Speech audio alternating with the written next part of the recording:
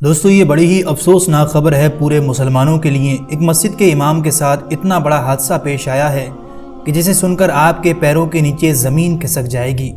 ایک مسجد کے امام نے بچے کو تھپڑ مار دیا تو بھائی نے مسجد میں جا کر امام صاحب کو ہی قتل کر دیا، اور اتنا دردناک طریقے سے مارا کہ بخوری منظر میں آپ کو اسکرین پر دکھا بھی نہیں سکتا، جو کہ یوٹیوب کی پالیسی کے خلاف ہے۔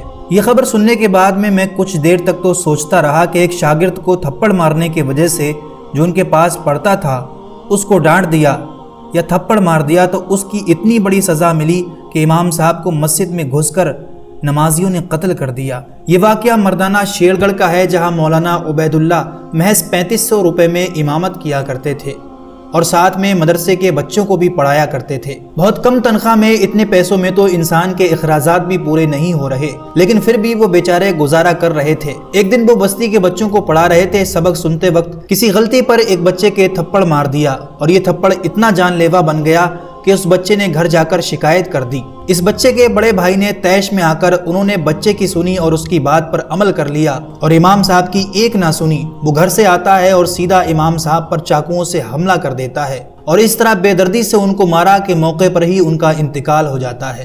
انا للہ و انا الیہ راجعون۔ مولانا عبید اللہ کو ایک بچے کو تھپڑ مارنے کی وجہ سے شہید کر دیا گیا، اور تعجب کی بات ہے کہ یہ قتل کرنے والا شخص مقامی مقتدی تھا، ان امام صاحب کے پیچھے نماز پڑھتا تھا۔ کہ ہم اس حد تک گر چکے ہیں کہ ہم اپنے قاری صاحب امام مسجد کی معمولی سی غلطی کو بھی برداشت نہیں کر سکے۔ اس قوم مسلم کو ہو کیا گیا ہے؟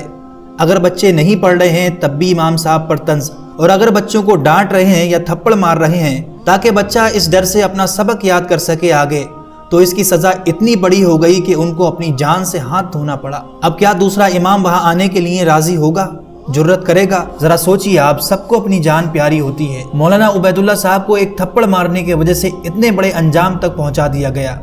یہ مسلمانوں کے ساتھ بہت بڑا حادثہ پیش آیا ہے۔ اس کے لیے تو ہر مسجد کے ممبر سے آواز اٹھنی چاہیے۔ دعا ہے کہ اللہ تعالیٰ مولانا کو جنت الفردوس میں اعلیٰ سے اعلیٰ مقام عطا فرمائے، اور ان کے گھر والوں کو صبر جمیل عطا فرمائے۔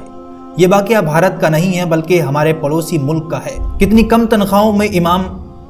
تنخواہوں میں امام مسجدوں میں لگے ہوئے ہیں، اس میں وہ دن میں 5 وقت کی نماز بھی پڑھاتے ہیں، بچوں کو بھی پڑھاتے ہیں، اذان بھی دیتے ہیں اور سب کی سنتے بھی ہیں، لیکن آج سبق نہ یاد ہونے پر ایک تھپڑ مار دیا تو اس کا یہ انعام ملا کہ امام صاحب کو ہی شہید کر دیا گیا۔ کیا ایسی قوم کبھی ترقی کر سکتی ہے جو اپنے علماؤں کے ساتھ ایسا سلوک کرے؟ بڑے افسوس کا مقام ہے۔ اس خبر کو جتنا ہو سکے دوسروں تک پہنچائیے، اور آپ کی اس کے بارے میں کیا رائے ہے ہمیں نیچے کمنٹ باکس میں ضرور بتائیے گا، اور آگے اچھی ویڈیو دیکھنے کے لیے چینل کو بھی ضرور سبسکرائب کر لیں۔